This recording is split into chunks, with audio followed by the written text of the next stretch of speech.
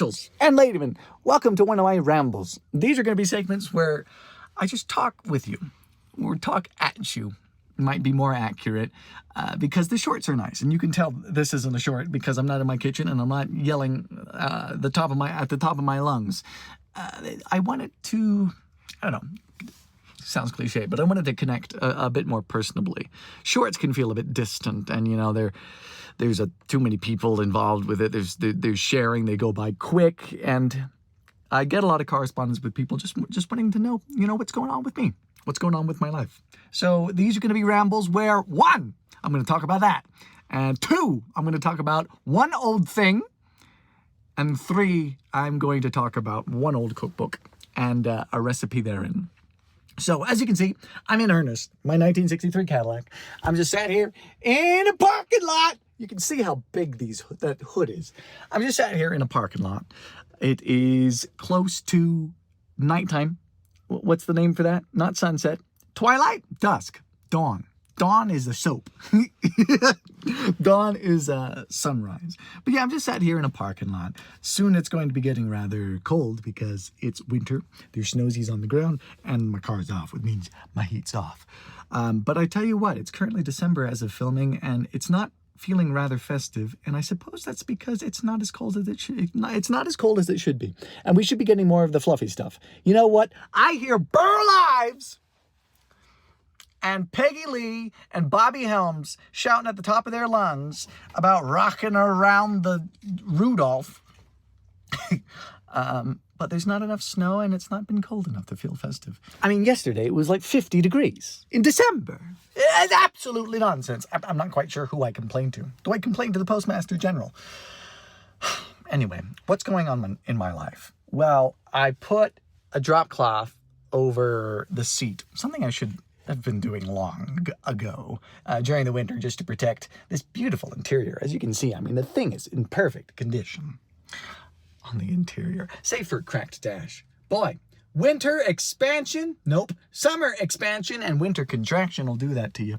But I mean, even the best of us contract in the winter. I mean, when it's just cold, things get small. I tell you what.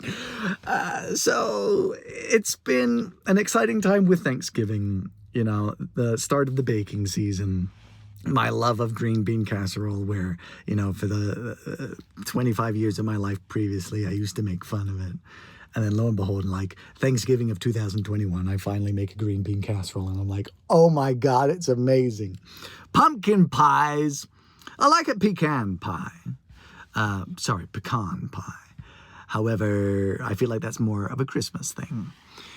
But yeah, so I had a great Thanksgiving in the Midwest gem of St. Louis. I consider the gem of the Midwest to be St. Louis. A lot of people tell you Chicago, but there's something just really old school and cool about St. Louis, Missouri. A wonderful place. It's funny because, in like 1950, you heard all of these projections that St. Louis was going to be, the city to reach 1 million in population, skyrocketing, at the height, St. Louis was like 850,000 people.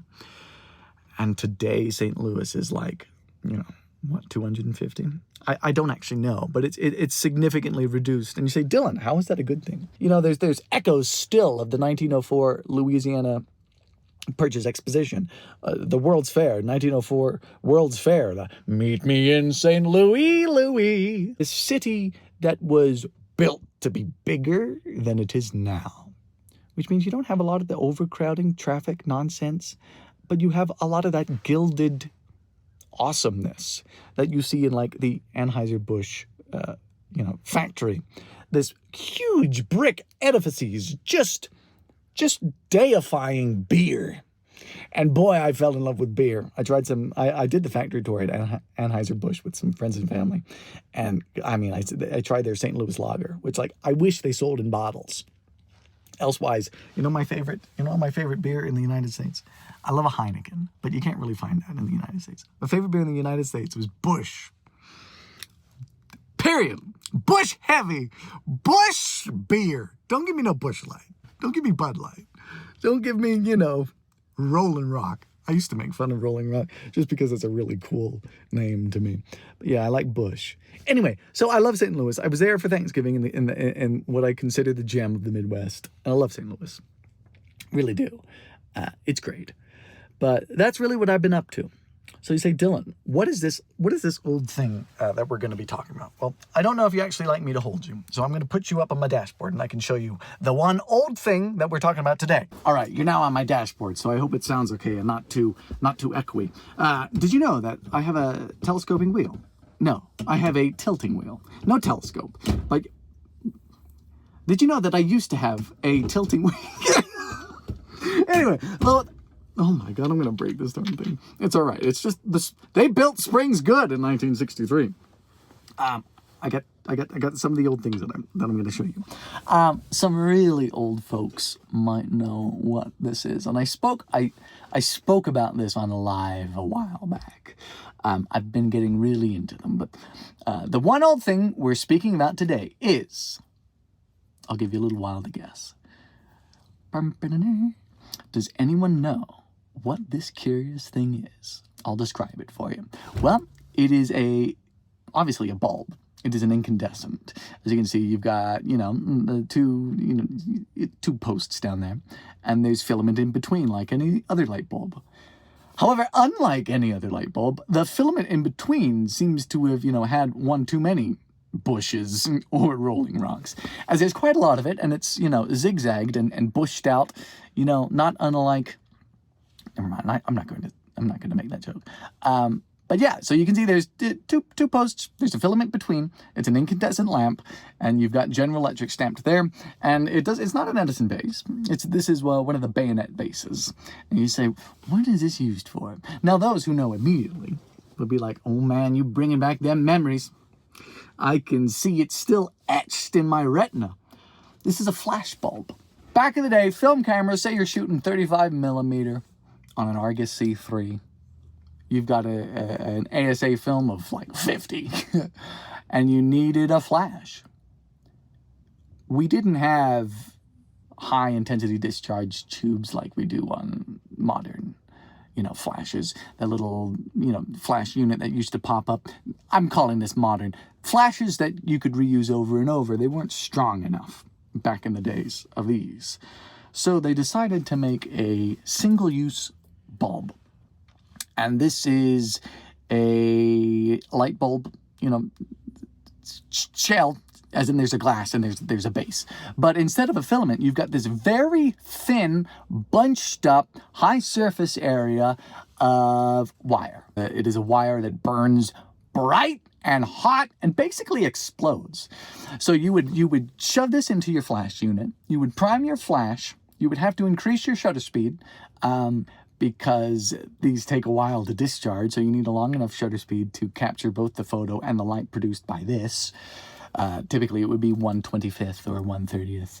And this would ignite when the shutter would press. Normally there would also be a post that would connect, go through your flash unit, which was typically powered by like 2 C batteries, the big one, not the big D ones, but 2 C batteries. And that contact through the help of those batteries would discharge this lamp. And within, milliseconds, all of that fuzzy wire would ignite in the brightest goddamn flash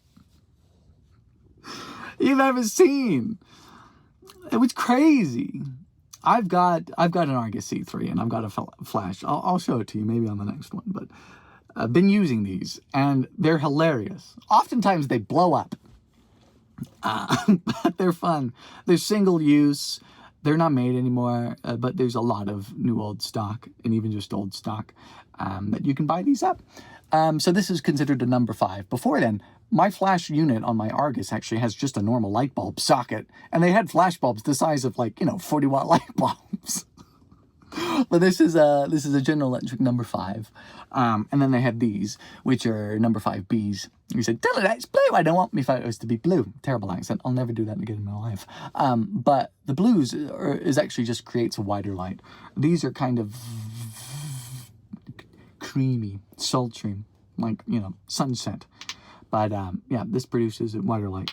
Boy, anyway, that's enough of these rambles. This is the one old thing to talk about today.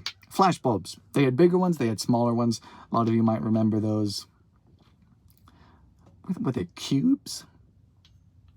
They had different, there was a lot of flashes that were kept in one cube and they would rotate. Anyway, I'm not that old. I was born in the 90s, but I've been getting into old photography. Anyway, that's that. Then moving on to Dylan, what is the cookbook of the day? We're talking about 1987 Concertos for Cooks. So this is the cookbook that I wanted to feature today, and it's a great cookbook. Salutes the Symphony Women's Committee of the Indiana State Symphony Society, Incorporated. Salutes for 50 years of excellence. So this was copyrighted in 1987 by the North Group Symphony Women's Committee of the Indiana State Symphony Society, Incorporated. A name as humble as it is succinct. I bring this up because it's a marvelous book. You get the usual 1980s community cookbook stuff. That's in very odd pictures. Look at this woman. She's so ready for Christmas.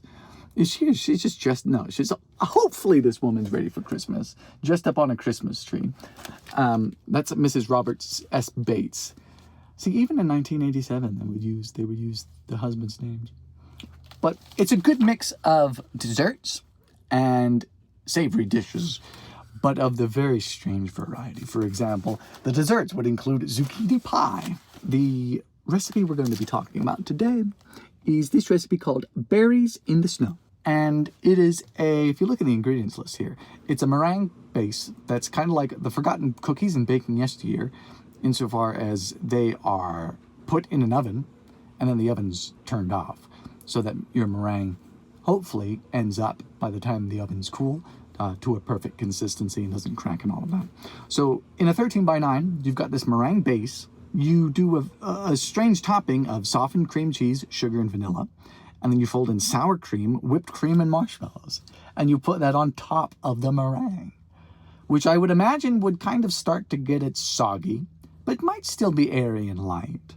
So on top of these two very, beigey things, you make more beige before you dye that beige red.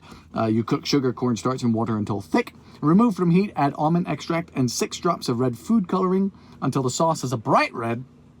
And then you add unsugared frozen strawberries immediately, and you put that over your meringue base and your cream cheese marshmallow topping thing on top.